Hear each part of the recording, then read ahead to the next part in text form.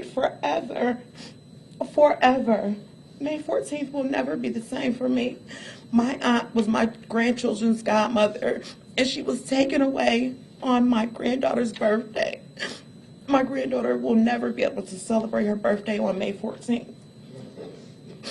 It hurts so bad.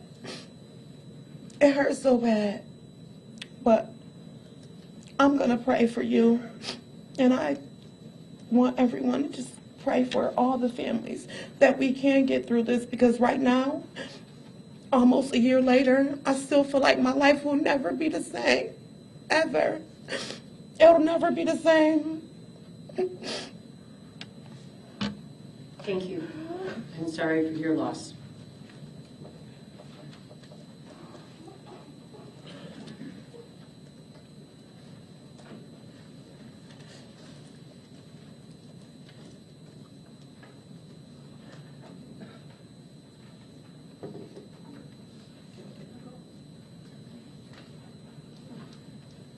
I need to go.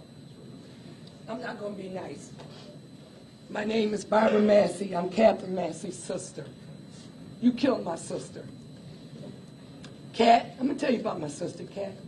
Cat weighed 110 pounds, 72 years old. Cat would do anything for anybody, anytime. Cat was intelligent. She was a teacher. She was my best friend. She was anything at any given time. Cat was a protector. If Cat saw you, she probably went in her pocket and gave you some money, even though you didn't need it. Cat was an aunt. She was a great aunt. She was a cousin. She was a friend. Cat said she was a committee of one. There's nothing Cat wouldn't do for people. I want personally to choke you and leave my fingerprints on your neck, because it was unnecessary. You leave 200 miles to come to Buffalo. You don't even know any black people. 95.7, that's what they said for the census in your time. You don't know an Indian, a Mexican, nobody. Your little punk ass decided to come and kill my sister.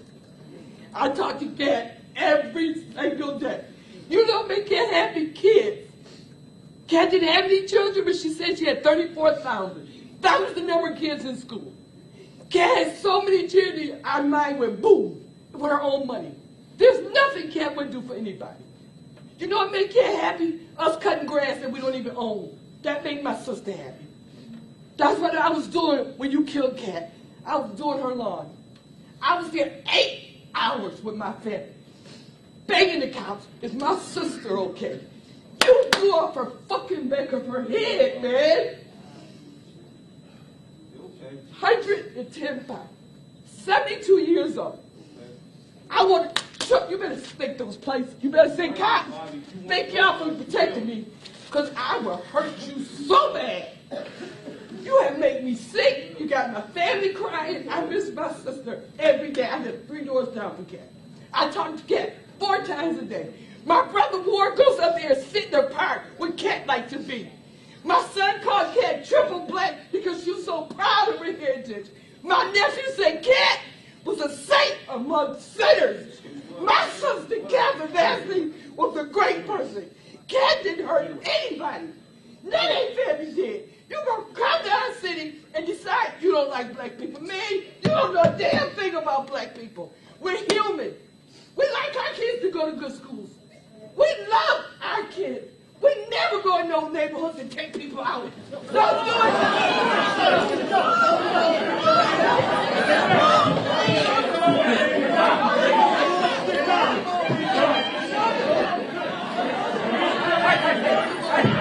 Let's go.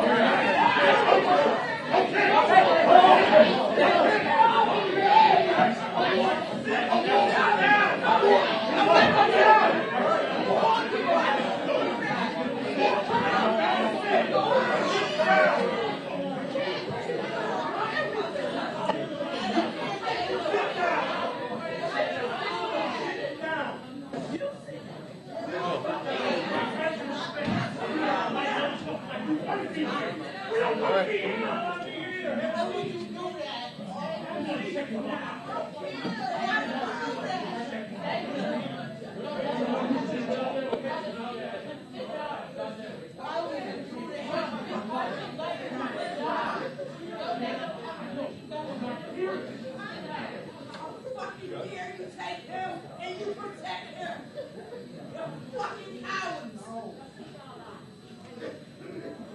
Cowards!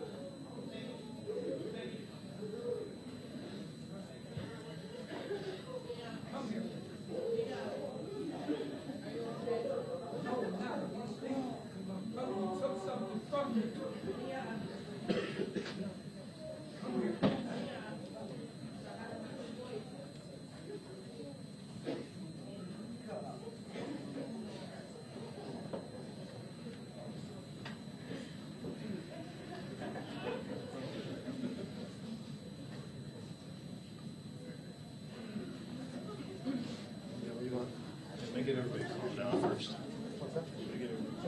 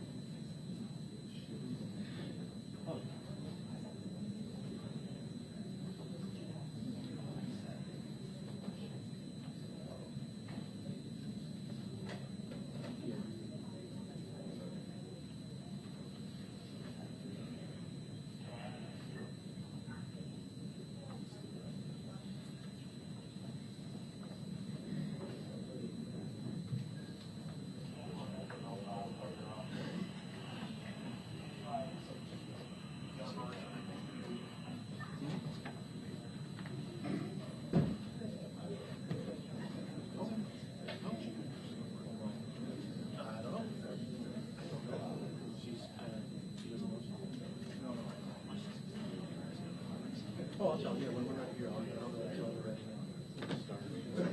Yeah, yeah, yeah.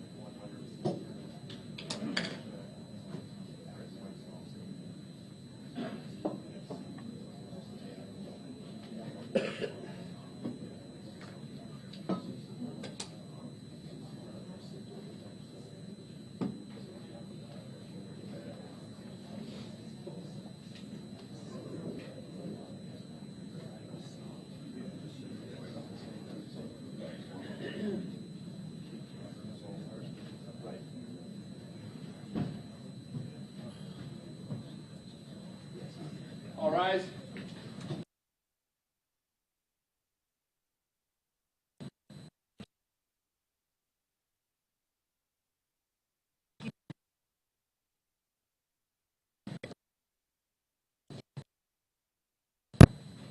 During this is an opportunity for those of you who are most affected by this heinous act to address the court and address the defendant. But I am sure that you are all disturbed by the physicality that we've seen in the courtroom here today. And I understand that emotion, and I understand the anger. But we cannot have that in the courtroom. And I am prepared to give anyone that needs to speak an opportunity to speak. And I know that you need to address some of your comments to the defendant, but we must conduct ourselves appropriately because we are all better than that. And so we will continue with the proceeding at this time. And anyone that is feeling overwhelmed by their emotions, I would ask that you perhaps step out in the hallway and take a moment to gather yourself. To you to express yourself, and I will allow you to do that, but I need you to stay at the podium. We can bring the defendant in, please.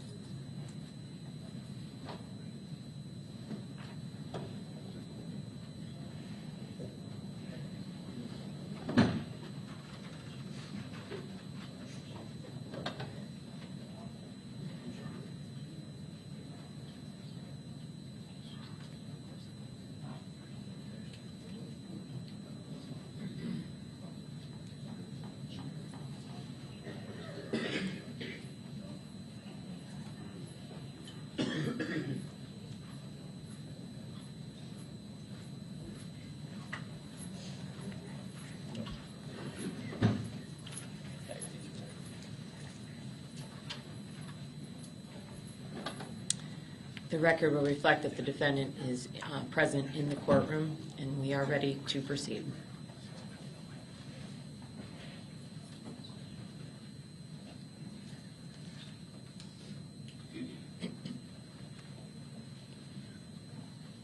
Good morning. Good morning. My name is Zanetta Everhart, and I am here on behalf of my son, Zaire Goodman. On May 14, 2022, my son Zaire Goodman was at work doing what young people do. He was working at his part-time job, and then terror struck. A terrorist shot Zaire point blank in the neck, and the bullet fragments tore through his body and exited his back. He miraculously survived, but his life is now forever changed. Over the last several months, his life has been all about going to the doctor, seeing therapists, and trying to make peace with knowing that someone came into his community and tried to kill him because of the color of his skin. And then questioning why his life was spared when 10 others did not survive. It is an understatement to say that he has survivor's guilt. He is dealing with the pain that I, as a mother, cannot heal. The ideology to which this terrorist carried out this attack by some is labeled as a sickness or a disease. It is not. Racism, hatred, and white supremacy are lifestyles that are chosen. On that day, Zaire chose to get up and go to work. And that terrorist chose to drive a few hundred miles to shoot and kill 10 people and seriously injure 3 others. As humans, we have the ability to decipher right from wrong and make choices accordingly. No matter what choice we make, we have to deal with the consequences of that choice, good, bad, or indifferent. On that day, this terrorist made the choice that the value of a black human meant nothing to him. The disregard he has for human life and the callousness to which he carried out this attack on my son and my community not only makes him a monster, but a coward. Only a weak human takes out their pain on others. The world says you have to forgive in order to move on. But I stand before you today to say that will never happen. Forgiveness to me puts this tragedy in the laps of the victims, and I nor my son will accept the responsibility of his terroristic act. This is his and his alone. It is he who will need to ask for forgiveness. As he lay in his cell late at night when he can't sleep, I hope that he is thinking of the 10 lives that he stole from us. I want him to think about my son, who he shot, and the other survivors. I want him to think about the community he tried to destroy. And when the sun comes up, I want him to know that that is Zaire. That is my son Zaire, my son Goodman, showing you that what you did to him hurt, but he continues to shine. Whatever the sentence is that he receives, it will never be enough to pay for the damage that he has caused. I hope that he receives the fate that he deserves. Thank you. Thank you.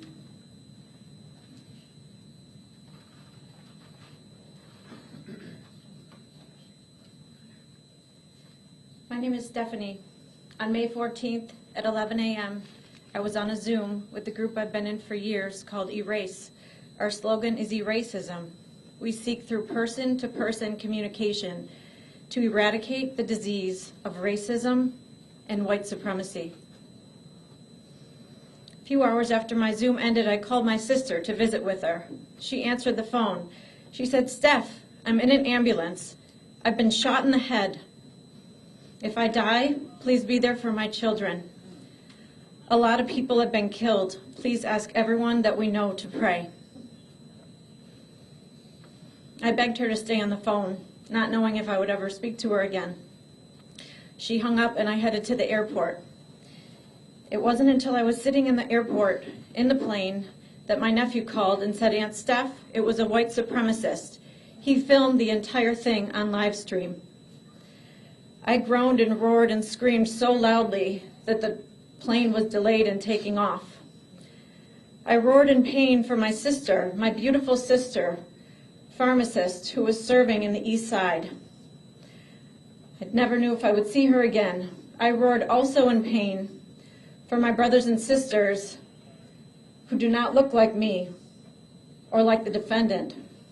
I roared in pain because he bought into the lies of this country that somehow, because of the amount of the chemical in our skin, we are superior. We were not even the first ones here in the U.S. Okay? Our black and brown brothers and sisters endured centuries, not years, centuries of oppression as they built our buildings and produced our crops by which the foundation of this country was built on. They continue to endure oppression. Even the Harvard lawyer is mistaken continually in the courtroom for the defendant and not the lawyer. They continue to endure microaggressions. They continue to have their families gunned down simply because of the color of their skin. You heard some of the family members today reading from the Bible, offering forgiveness, offering peace, showing the beauty of their hearts. Yes, you also saw the fury. And for those who serve, who have to ask people to sit, I ask you to do it with an empathy in your heart and an understanding, that for hundreds and hundreds and hundreds of years we have been looking at our brown brothers and sisters as if they were less than. They are not less than. They deserve our respect. They deserve our radical empathy. They deserve for us to get educated on what we can do to treat them with the respect that they deserve. I'm speaking not only for my sister who served in the East Side. My mother's not with me. She's a teacher on the East Side. She's teaching today.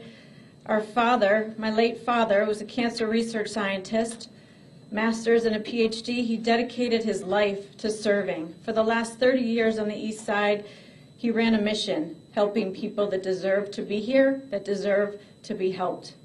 So I ask you, Judge, I wish you could promise that the defendant would never have access to social media for the time that he's alive. I know that's not practical, but I would ask you, the defendant, please consider the possibility that you were wrong and that we are stronger together. Diversity makes us beautiful. If every color in the palette was the same color, we would have no beauty in anything in this world.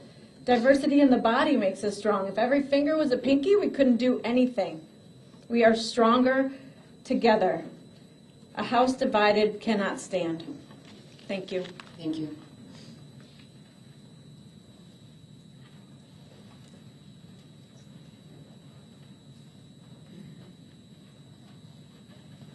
Good morning. Good morning, Your Honor. Christopher Braden.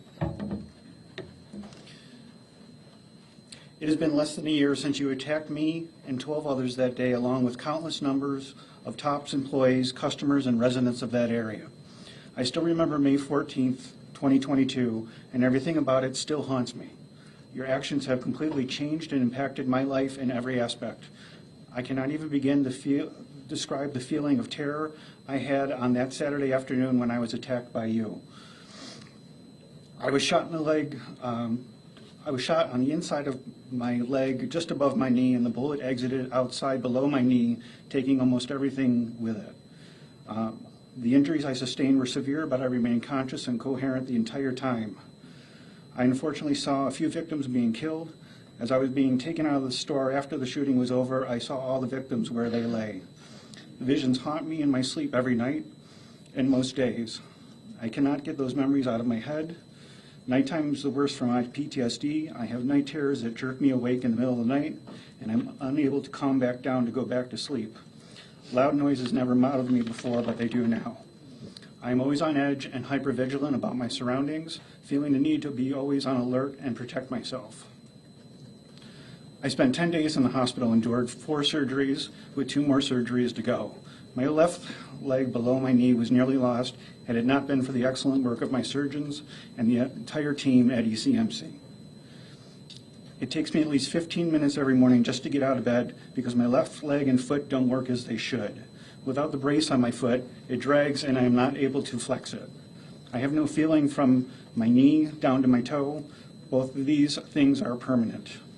I just started being able to put my own sock on and shoe, although some shoes I still have trouble with. I am frustrated with the things that I haven't been able to do since my injury. I could speak for hours about my injuries and treatment, as well as the permanency of these injuries, the stress of not being able to return to work, the pain I suffered hospitalized that continues to this day, extensive rehab I have gone through. However, I would rather talk about being a survivor. I'm still the same person that I was before you did this to me. My scars and pain remind me of how strong I've become. I am more alive and stronger than ever. You haven't taken away my will to live. You haven't broken my spirit. The scars are a constant reminder of what happened to me, but don't define my future. Thank you. Thank you.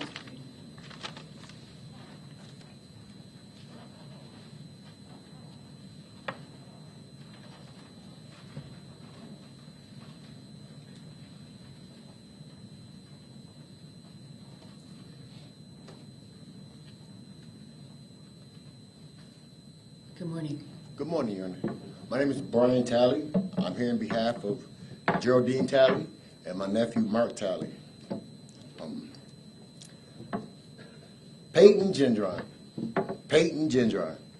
The reason I mention your name is because so many people have spoke about it, not to say anything, not to mention your name. But you need to be known. You need to be known worldwide. I've done a little history on you too, Payton.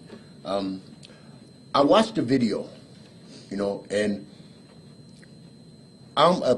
just can't believe, what can you say, what can you possibly say after putting on a video of killing people? It was like a video game to you. What can you possibly say to anybody? Your words don't mean anything. After this, I'm leaving because I don't want to hear what you have to say. It doesn't make a difference. I'm going to give you a little history lesson. The Willie Lynch doctrine, the making of a slave, it said you take the biggest, the toughest, and the blackest nigger. You take him. You tie a horse to one arm. You tie a horse to the other arm. You tie a horse to one leg and tie a horse to the other leg.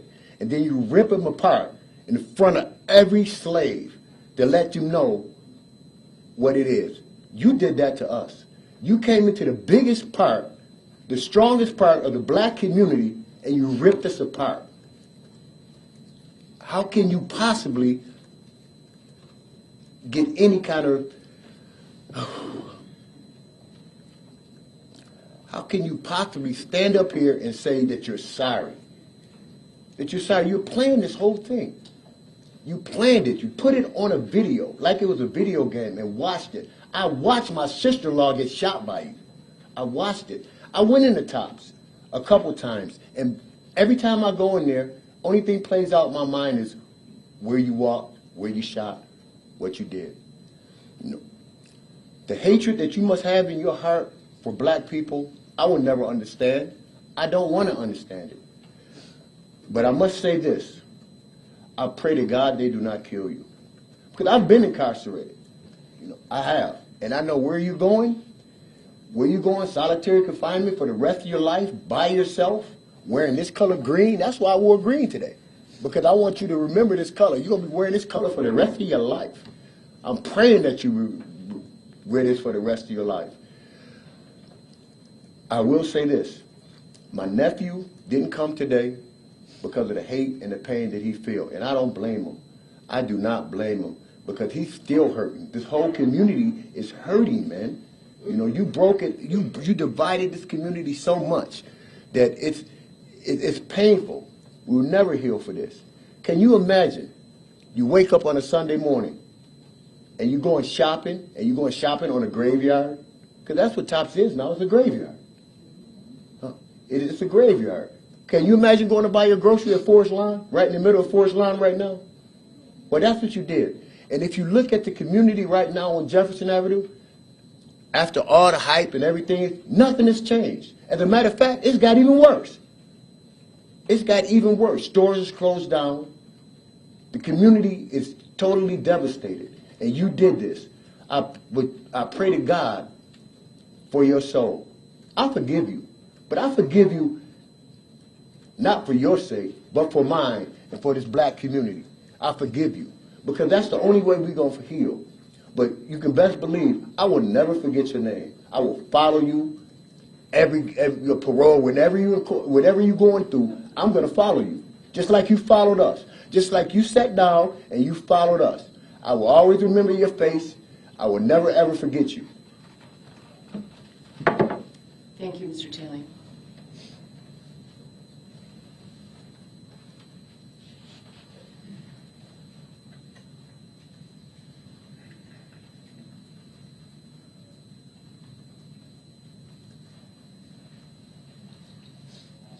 Good morning. Good morning, Your Honor.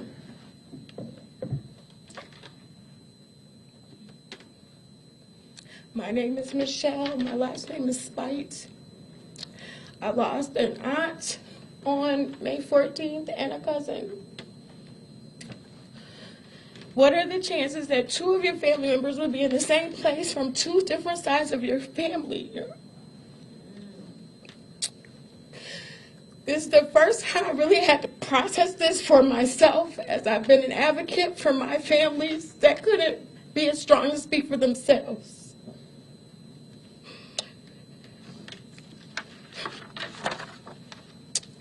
The calculated manifesto that you derived, the way that you started on a street that I grew up on, You journeyed down my grandmother's street and then wound up at Tops and killed 2 of my family members.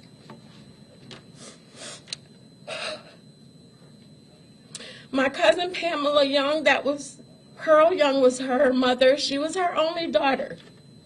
So I stand here to represent James Young, her son, Damon Young, her son, Pamela Young, her daughter, and all of her grandchildren, Oriana, Greg, Nate, and a host of others.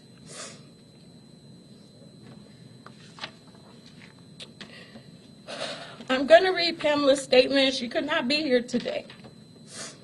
It's entitled Residency.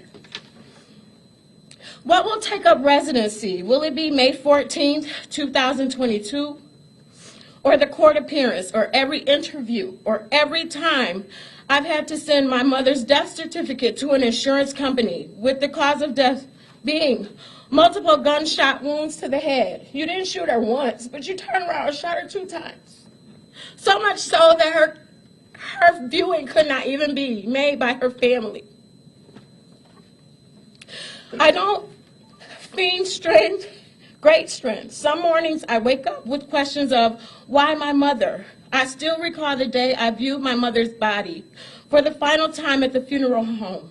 Her face held no familiar semblance, and I couldn't even get her wedding ring on her finger because so much of her was distorted. I am jealous of my friends and family because they can remember all the beauty of her smile, and I grapple with my final image. But then I think, what has the right to take a residency in my mind? I remember being an 8-year-old girl traveling with her to UB as she completed her college degree. The experience of watching her earn her degree and realizing that I could attain one. She was my inspiration. I remember my mother's advice on the day of my marriage, her presence at the births of all 3 of my children. There was also a time, nearly 15 years ago, when she lived with me for 6 months. She needed to recover from a major surgery in a home where she could maneuver around easily. My mother spent those months with me and my husband. We drank coffee together and talked for hours. I was so grateful to be able to care for her as she had done for me throughout my childhood. I vividly recall October 31st, 2019, the night my husband passed away unexpectedly. I arrived at her house full of tears. She brushed my hair as I lay on her lap as if I were a 5-year-old girl again. I have so many other memories that I've decided to write them in my journal. May 14th will always be a memory of a heinous and monstrous act of violence perpetuated by an angry man against my mother simply because of her race. An act of hatred and white supremacy. But I won't allow it to take up residency in my mind. Not when there is so much more about my mother that deserves residency there. So when my mind is invaded by May 14th, 2022, I will allow the tears to fall and the question of why to utter from my lips. But afterwards, I'll take out my journal to remember all the precious moments with my mother. 2 minutes and 3 seconds won't steal those memories. But Payton, I hope you are haunted every day and every night. I hope nightmares invade your sleep and conviction be your constant companion. You came to Buffalo with hatred and anger in your heart. You terrorized a community, took the life of my best friend, but your anger and hatred is not greater than my love for my mother. Beautiful thoughts of her are in my mind as I write tonight. I'm reminded of one of my favorite scriptures, and it says, "Now, dear brothers and sisters, one final thing, fix your thoughts on what is true and honorable and right and pure and lovely and admirable. Think about things that are excellent and worthy of praise. Philippians 4:8. This will take up residency in my mind. Pamela Young Pritchett.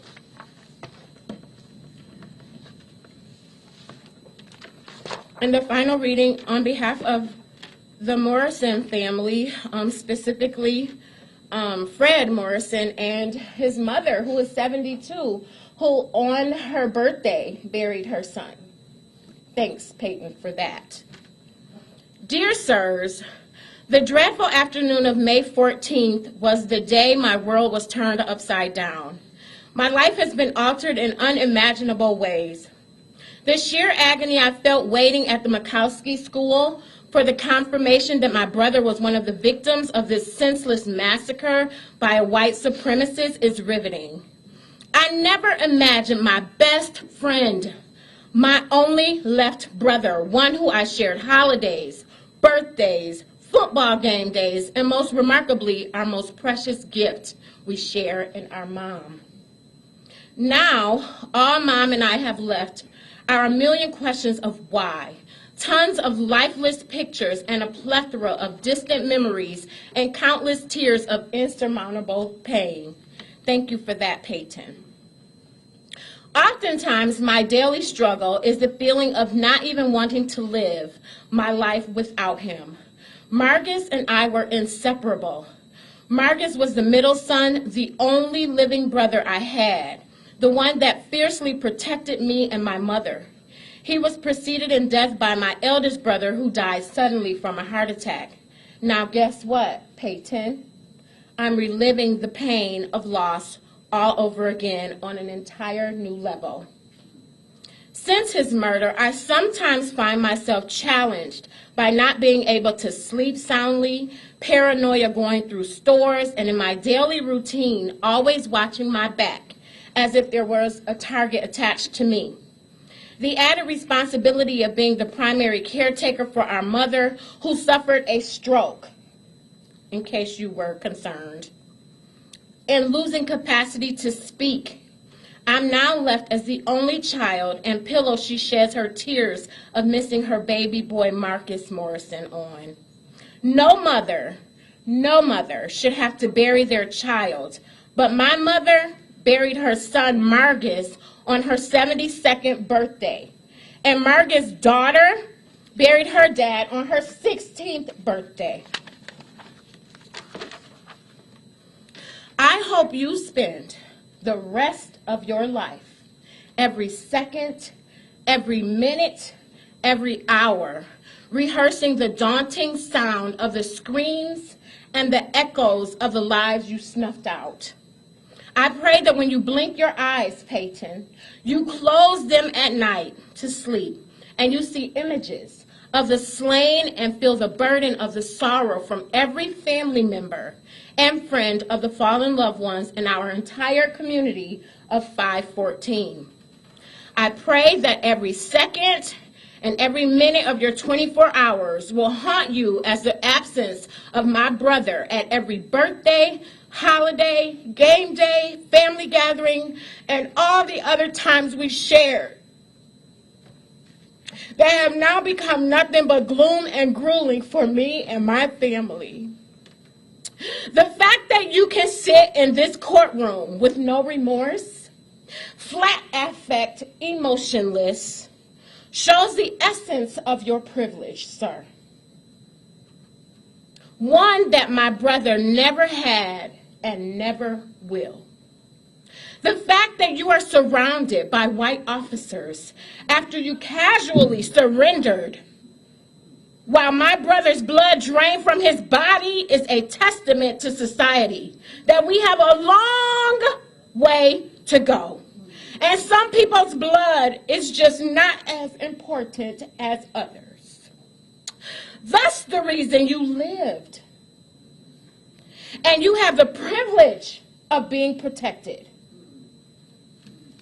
Needless to say, there is one, and I must address you. There is one Payton that sees all, and you will not escape the fury of the Almighty. One scripture is true in the Bible, and that is, vengeance is mine, saith the Lord, and he will repay. I pray he is merciful because I too need mercy. So I pray he is merciful to let you live so that you can be reminded of the innocent blood that my brother shed behind your calculated, sinister, demonic act that caused my beloved brother to be snatched from our family. If you don't know God, Payton, I invite you to find him because you are going to need him. With deep sorrow, Fred Morrison, brother of Marcus Morrison. Thank you, Your Honor. Thank you.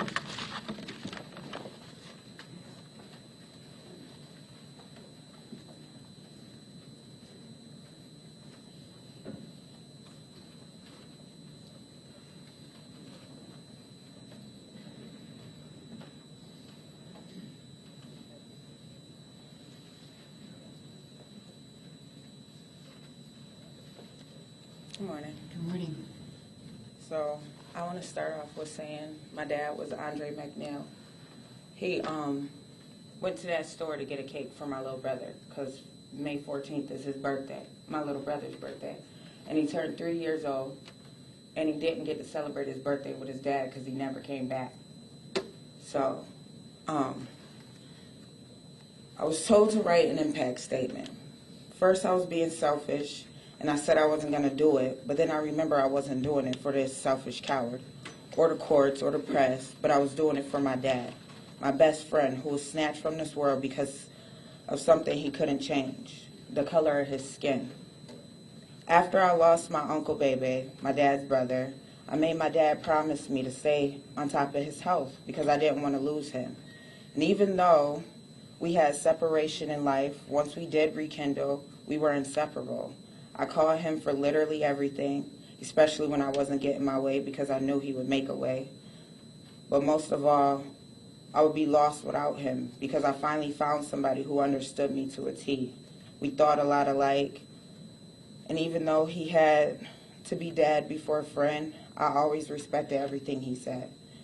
He was so wise, and he made the world easier to live in because he had all the answers to my wild questions.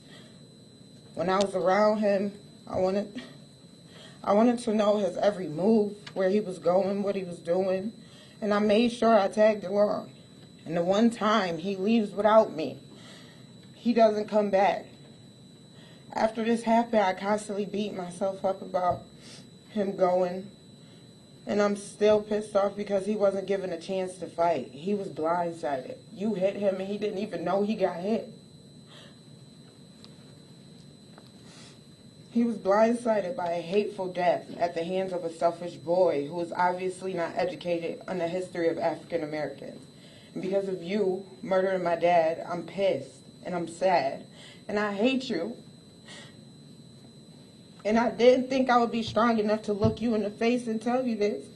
And how much you hurt me, my little brother who's 3 years old, got to grow up without his dad. His brothers, my dad's sisters, his nieces, nephews, his grandkids. Our dad, the man who created us, was killed by a little boy who was obviously raised by hateful people. And I hate your parents too, so let them know that. And there's nothing in this world, no amount of money, anything anyone could say that'll change how I feel. This is the worst way to lose someone. So close to you, and I'll never forgive you. And I don't have it in me because no matter what, it wasn't my time. It wasn't my dad's time to go. And who are you to think you control that?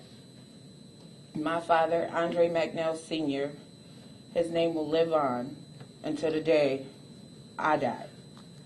So I don't know what else to say to you. I just hope you feel bad. I really do. And I just hope you go through it in prison. That's all I got. Thank you.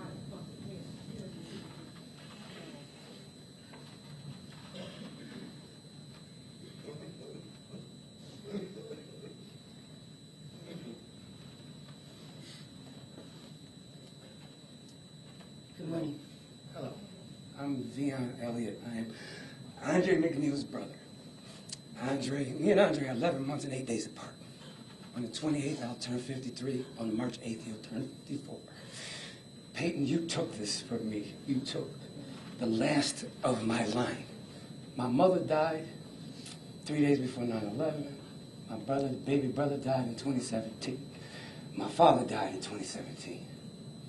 I'm all that's left besides my baby sister. But what I grew up with, you took from me, which was my brothers.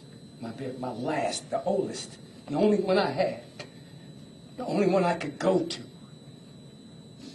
You know, I became homeless, and he came in and found me and got me, brought me to his house.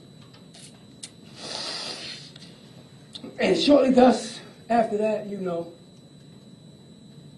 he planned a party for my nephew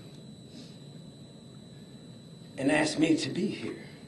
You know, because of my work and trying to better my life, I didn't make it. But any other thing and any other day that he's in Auburn is where he lived. We were born and raised in Buffalo. Yes, we are from Buffalo. Yes, this is our home. So you took a lot from me. When you came into Buffalo and you drove past Auburn, you know, because Conklin's not that far from Auburn, actually. I don't understand why, you know, you came all the way to Buffalo when there was a million different black communities. But you shouldn't have came anywhere. You should have sat in your car first and thought about your actions. As an 18-year-old, I don't know how you could even continue on. I don't know who helped you, who talked you into it. You know, because I know a lot of 18-year-olds, white boys, so you know this. I know a lot of 18-year-old Caucasian, little friends of mine, I call them little homies. None of them are racist, so I'm confused. Especially the three that I know from Conklin, where you're from. So I'm confused on how you got past everybody with your ideology and all this nonsense. You have all these protectors of you, but so that you know that they're here now. Where you're going, I've been, and your own kind's gonna get you. Just so you know, I've been in that prison. Your own kind is going to get you. Everything that you think that you know about prison and whatever they told you is a lie. Trust me, I've been there. You can ask anybody here to look up my name and they'll find 3 different New York State ID numbers, which you're about to be. And your own kind's gonna get you. They're gonna befriend you. They're gonna do you real filthy. That's the sad part about it. But you took 53 years from me. You took the last of my life from me. All that I grew up with, all that I know is gone. All of it. He was all I had left. And you came in here in New Buffalo on May 14th and took that from me. I'll never understand why. I don't think anybody will. But you will get what you got coming. You will. That is a promise. As someone said, vengeance, God says vengeance is mine. He'll get you. He will get you for all of us. Do I hate you? No. Do I want to hurt you? Yes. And trust me and believe. These dudes can't stop me, really. I'm the littlest thing in here and very agile. But I don't want to hurt you. And I got 9 children, 10 children I got to go home to. Andre had 5. And they can't even see him anymore. And my nephew, my 3-year-old nephew, every day, he's calling for his father. And he can't? And he's not coming? You know how bad that hurts? You know, it's sad when I got to ignore my nephew's phone calls to tell him his daddy's not coming.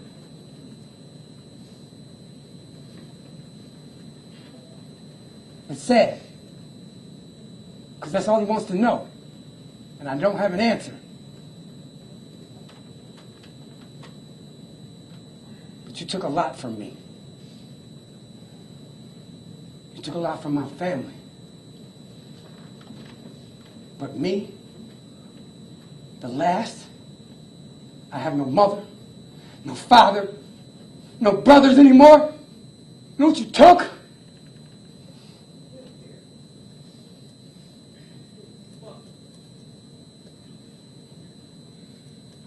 I don't understand.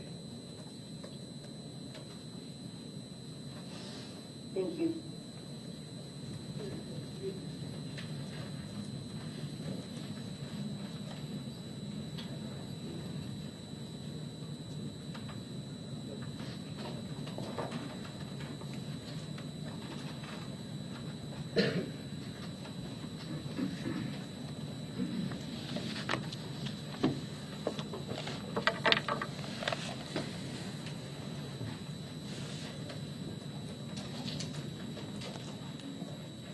Your Honor, you've had an opportunity to hear from some of the victims' family members. They've spoken about the effect that this heinous, racially motivated act had on them, their family members, their friends, and their community. However, there are additional family members you've not heard from today. Some wrote statements and chose not to speak. Others could not bear to write a statement and relive one of the most traumatic events of their lives. I would like to speak on behalf of all of those personally affected who chose not to submit a statement. And then I'd like to speak on behalf of the DA's office. Hayward Patterson's family members did not wish to speak today and did not submit a victim impact letter. Nonetheless, I can assure this court that their reluctance to speak or write a letter is because of how difficult this process is, which everybody has seen today. Everyone who was in TOPS on May 14th of 2022 or knew someone who was killed on that day has experienced trauma that is not easy to speak about. Their absence is not an indication that they don't care about the outcome or that they've simply moved on. In actuality, it's an indication that they're still recovering and learning to cope and cannot yet bring themselves to confront the defendant or even articulate all of their feelings in a letter. I'd like to focus on the people who were at Top Supermarket on the day of the attack for a moment. While there are many people who escaped that horrible event alive and physically unharmed, they will be scarred emotionally for the rest of their lives. I visited the Top Supermarket where this all occurred in the aftermath of the incident, and it certainly had an immediate effect on me. And I was only present for a limited amount of time. I can't imagine what the survivors of this incident were going through during the incident, as they remained hidden and quiet, hoping and praying that the defendant didn't find them and end their lives too. This time, Your Honor, I'll speak on behalf of the DA's office. On May 14th of 2022, this defendant displayed a callous disregard for human life.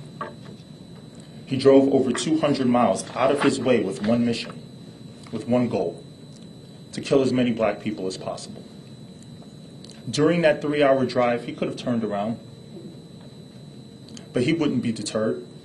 He was steadfast to accomplish his goal of killing as many black people as possible and starting a race war. He fed into propaganda and lies that convinced him that somehow these innocent people who he had never heard of, who had never heard of him, who had never had a conversation with him, who had never even met him, were a threat to his very existence and identity as a white man. The defendant executed 10 people and wounded 3 others in slightly over 2 minutes. And the only time he expressed a scintilla of remorse or regret is when he apologized to Christopher Braden, a white man, for shooting him. Any statement of expression or remorse at this point, any tears, fall flat in the face of such violent actions. And I wholeheartedly believe that the only other regret that the defendant has is that he didn't kill more black people before he was apprehended by Buffalo police officers. In fact, the defendant was so sure of his beliefs, which were based on lies and propaganda, that he live-streamed his attack with the goal of inspiring others to commit similar attacks, with the goal of tearing this community down, with the goal of spreading hatred and fear. He failed. This community is pulled together. People of all races, sexual orientations, and religions working together to show love and unity for one another. On May 14th of 2022, 10 beautiful and innocent lives were violently taken from their family, friends, and community because the defendant subscribed to hateful ideology. However, their legacy won't be as victims struck down by someone with unfathomable hatred in his heart, but instead, it'll be as a beacon of light that has brought love to this community, that made this community stronger, that united people of all races throughout our community and our country. The defendant's legacy, on the other hand, will be of a cowardly murderer who killed unarmed citizens. The defendant thought that this would create enough tension to start a race war, that we would turn on each other. He thought that everyone has as much hate in their hearts as he does. But he was wrong. And again, he failed. This community showed that they are not as ugly as the defendant's hateful ideology, and instead of choosing violence, they chose love. They showed the world that the love of this community will always be stronger than white supremacist hatred. And hopefully, the defendant will have to live with his failure for the rest of his life in a jail cell while this community continues to flourish. Your Honor, this sentencing is an opportunity to say no to racism, to say no to hate. Our chance to hold this defendant accountable and show others that think like the defendant that these acts have no place in our society, and that there will be dire consequences for anyone who tries to follow in his footsteps. I ask Your Honor to do what justice demands, to sentence this defendant to the maximum possible sentence allowable by our laws in New York State, to sentence him to a period of life without parole. Thank you. Thank you, Mr. Coleman. Have the people had an opportunity to review the pre-sentence investigation, and is there anything you'd like to make a record about with regard to that? We have had an opportunity to do it, and we have nothing to add, Your Honor. Thank you. Thank you. Anything further from the people? No, Your Honor. Thank you. Mr. Parker.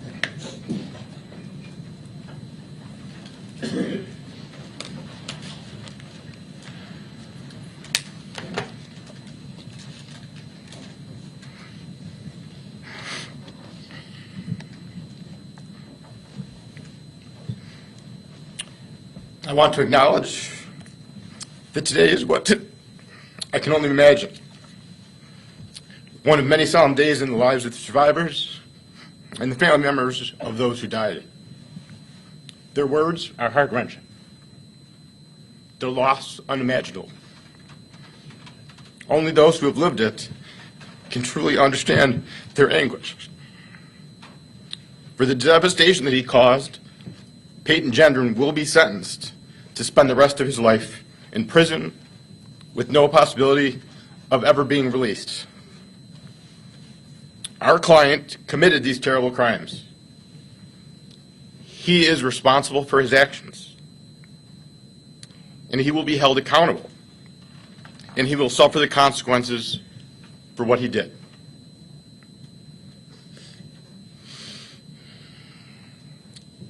This case highlights, however, a much deeper problem. This young man's violent, hate-fueled assault was in part the product of centuries of pervasive racism and discrimination in this country. These problems need to be addressed, just as many others have publicly demanded since this terrible event took place. Unfortunately, neither this proceeding nor any criminal trial can expose or address the historical racism that set the stage for our client's horrible acts. We, as a community, need to have those conversations in our legislative bodies and in our living rooms to achieve meaningful change. We know that some of the families and their lawyers have asked for the information collected by law enforcement during their investigations of this crime. We support that request. We hope the resolution of this case brings the day for that information to be shared closer. The racist hate that motivated this crime was spread through online platforms. And the violence that was made possible was in part due to the easy access of assault weapons. Still, our client is responsible for this crime. He will spend the rest of his life locked away, and eventually he will die in state prison. We hope that knowing he will never be free again will offer some small bit of comfort to those that he hurt so much.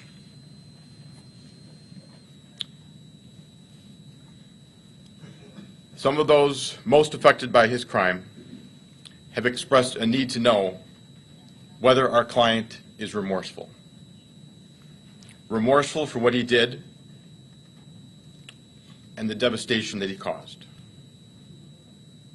We are aware, however, that for others, any expression of remorse would be meaningless, and the very sight of him or the sound of his voice can be painful. At this time, he has a brief statement to make. His words are not in any way intended to inflict any further pain on those that have already suffered, and we hope that they do not do so. Thank you. Thank you, Mr. Kirk.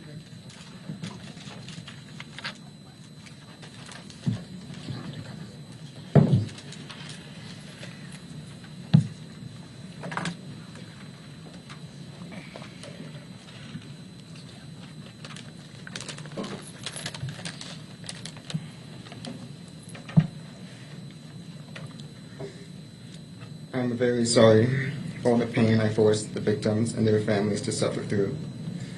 I'm very sorry for stealing the lives of your loved ones. I cannot express how much I regret all the decisions I made leading up to my actions on May 14th. I did a terrible thing that day. I shot and killed people because they were black. Looking back now, I can't believe I actually did it. I believed what I read online and acted out of hate. I know I can't take it back, but I wish I could. And I don't want anyone to be inspired by me and what I did.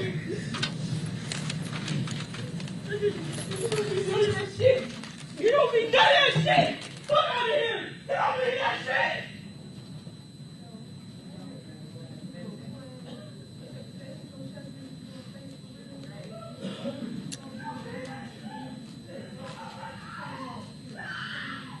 Has the defense had an opportunity to review the pre-sentence investigation, and is there any record you wish to make with regard to that? Judge, we have had a chance to review the pre-sentence report, and we have no comment on it at this point. Is there any further comment the defense wishes to make? No, we are ready for sentencing. All right. I would like to thank you all for being here.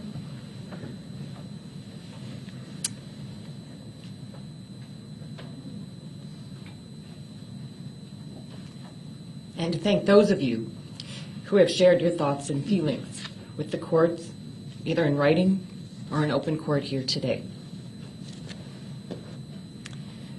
It is very meaningful to me, and I believe that it is important for the defendant and the world to hear what you have to say. I am very sorry for your losses and the pain that you feel. I would like to recognize the heroic officers of the Buffalo Police Department who, without hesitation, ran towards the danger of an active shooter call, swiftly and professionally stopping and containing the defendant and putting an end to his evil rampage. Thank you. I have spent a lot of time thinking about this case, our community, our nation, how we got here, and where we go from here. It all comes down to character and having the strength to stand up for what is right. Our character is not defined by the good and easy times. It is defined by the hard and challenging times. And often, our character is revealed not necessarily by what we say, but by what we do. I am both immensely proud of and grateful for the way Buffalo has rejected the evil and hate that was inflicted on our community. The character of good people throughout this city, county, state, nation, and even internationally has shown through as they have stood with the victims of this heinous and cruel act. This indictment speaks to the 13 victims and their families that lost the most. But they are not the only victims. There are thousands that have been traumatized directly and vicariously by this defendant's actions. We have seen the community turn out in support and are seeing signs of much needed change in East Buffalo. It is a testament to the power of love and compassion to overcome evil and hate by turning pain into purpose. But it is just the beginning. We have a long way to go. This hateful act and other similar hateful acts across the country, motivated by white supremacy and replacement theory, are a reckoning for us as a nation. The ugly truth is that our nation was founded and built in part on white supremacy, starting with the treatment of Native Americans by the first European settlers, to the cruel, inhumane, economic engine, nation-building practice of slavery, to indentured servitude, to Jim Crow laws, to government policies creating segregated public housing with communities of color often placed in environmentally hazardous locations, to the manner in which expressways were built, dividing urban neighborhoods to create easy access to government-subsidized developments in the suburbs, with restricted covenants prohibiting the sale of suburban homes to African Americans, to redlining practices in communities of color, further devaluing those neighborhoods, to the GI Bill, a well-deserved financial boon to our servicemen, unless, of course, you were a serviceman of color, to the war on drugs and mass incarceration, disproportionately of men of color, to the school-to-prison pipeline, to inequities in education, employment opportunities, and compensation,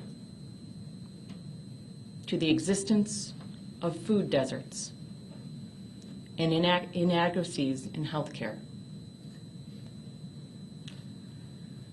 Our history is replete with both individual and systemic discriminatory practices. many of them still firmly in place today. In fact, it is these very policies and practices that contributed to and made this atrocity possible.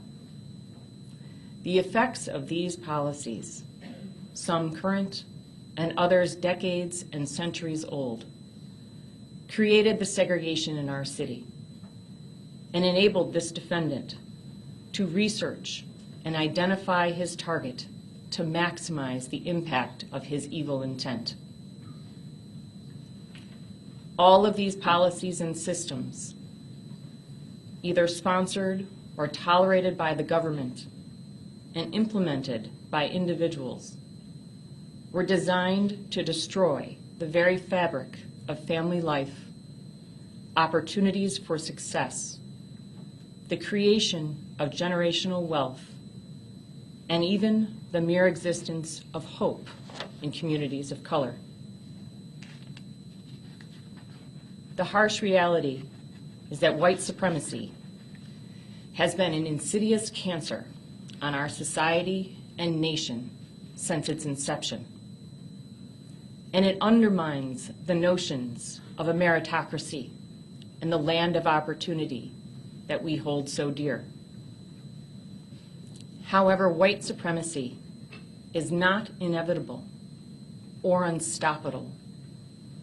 It has been carefully cultivated and nurtured by individuals and the government for centuries. This is the history that we have all inherited. It has been passed down from generation to generation. We must acknowledge that history. See that history for what it is. Recognize it. And learn from it, or we are doomed to repeat it. Let ours be the generation to put a stop to it. We can do better. We must do better. Our own humanity requires it.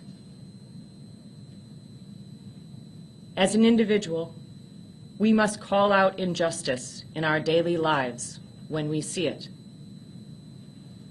We must reject racism in all of its forms. We must be conscious of the power of our words and actions and the impact they have on those around us, both intended and unintended. We must demand better of our public servants in their efforts to address inequity. And we must embrace government policies aimed at creating and fostering diversity, equity, and inclusion. We must make the outpouring of support, love, and compassion that followed this heinous act an everyday practice. We are stronger together. These are hard and challenging times. Our characters are being tested. The future of our nation is at stake. Are we up to the challenge? I believe that we are. In the words of Poet Laureate Amanda Gorman, there is always light, if only we are brave enough to see it. If only we are brave enough to be it. Mr. Gendron, please stand.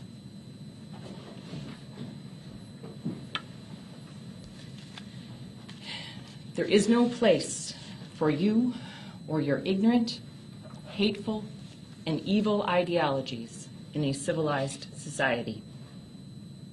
There can be no mercy for you, no understanding, no second chances. The damage you have caused is too great, and the people you have hurt are too valuable to this community. You will never see the light of day as a free man ever again. It is the judgment of this court for your conviction under the first count of the indictment, a domestic act of terrorism motivated by hate in the first degree, an A1 felony, that you be sentenced to life imprisonment without parole. Under the second count of the indictment, murder in the first degree, for the murder of Roberta Drury, a vibrant 32-year-old young woman, a daughter, a dedicated sister and friend, I am imposing a sentence of life imprisonment without parole. Under the third count of the indictment, murder in the first degree, for the murder of 67-year-old Hayward Patterson, a son, father, and friend, known as a faithful, hardworking, generous, well-dressed man, I am imposing a sentence of life imprisonment without parole. Under the fourth count of the indictment, murder in the first degree, for the murder of 77-year-old Pearl Young, a daughter, mother, grandmother, and friend, known for being a loving, dedicated substitute teacher, I am imposing a sentence of life imprisonment without parole. Under the fifth count of the indictment, murder in the first degree, for the murder of 86-year-old Ruth Whitfield, a daughter, sister, wife, mother, and grandmother, a dedicated caretaker, an avid fisherwoman, and a valued member of her church community. I am imposing a sentence of life imprisonment without parole. Under the sixth count of the indictment, murder in the first degree, for the murder of Celestine Cheney, a daughter, sister, mother, aunt, grandmother, and friend, a fighter who at 65 had beat cancer and multiple aneurysms, a person who enjoyed life and laughed easily. I am imposing a sentence of life imprisonment without parole. Under the seventh count of the indictment, murder in the first degree, for the murder of Aaron Salter, age 55, a son, brother, husband, and father, a car guy, and a lover of camping, a retired Buffalo police officer, heroic and selfless to the very end. I am imposing a sentence of life imprisonment without parole. Under the eighth count of the indictment, murder in the first degree, for the murder of 53-year-old Andre McNeil, a son, brother, uncle, father, and fiancé, devoted Miami Heat fan, survived by a 3-year-old son. I am imposing a sentence of life imprisonment without parole. Under the ninth count of the indictment, murder in the first degree, for the murder of Margus Morrison, age 52, a son, brother, husband, and father. He loved music and sneakers. I am imposing a sentence of life imprisonment without parole. Under the 10th count of the indictment, murder in the first degree, for the murder of 72-year-old Catherine Massey, Cat, a daughter, sister, aunt, and friend, an activist known for her sincerity, thoughtfulness, and honesty. I am imposing a sentence of life imprisonment without parole. Under the 11th count of the indictment, murder in the first degree, for the murder of Geraldine Talley, age 62, a daughter, mother, and aunt, the life of the party, and a top-notch baker. I am imposing a sentence of life imprisonment without parole. By operation of law, the sentences on counts 2 through 11 must run concurrently with the sentence imposed on the first count. Under the remaining counts of the indictment to which you pled, the law permits me, based on your age, to consider granting you youthful offender status. The purpose of youthful offender status under the law is to prevent the stigmatization of young offenders based on hasty and thoughtless acts, and to provide them a fresh start and a renewed opportunity to be a law-abiding, productive member of society. However, given the manner in which you methodically planned, researched, conducted recognizance, and executed your hateful crimes, a finding of youthful offender status is not appropriate. There was nothing hasty or thoughtless about your conduct. There are no mitigating factors to be considered. You will be sentenced as an adult on the remaining counts. Under the 22nd count of the indictment, attempted murder in the first degree, for the attempted murder of 20-year-old Zaire Goodman, a beloved son, a hardworking young man of character, I am imposing the maximum determinate sentence of 25 years, followed by 5 years of post-release supervision. I direct this sentence to run consecutively to all other sentences imposed. Under the 23rd count of the indictment, attempted murder in the first degree, for the attempted murder of 55-year-old Christopher Braden, a son, father, husband, and friend, a professional serving the needs of the good people of the city of Buffalo. I am imposing the maximum determinate sentence of 25 years, followed by 5 years of post-release supervision. I direct this sentence to run consecutively to all other sentences imposed. Under the 24th count of the indictment, attempted murder in the first degree, for the attempted murder of Jennifer Warrington, age 50, daughter, mother, wife, friend, a professional serving the needs of the good people of the city of Buffalo. I am imposing the maximum determinate sentence of 25 years, followed by 5 years of post-release supervision. I direct this sentence to run consecutively to all other sentences imposed. Under the 25th count of the indictment, criminal possession of a weapon in the second degree, I am imposing the maximum determinate sentence of 15 years, followed by 5 years of post-release supervision. I direct this sentence to run consecutively to all other sentences imposed.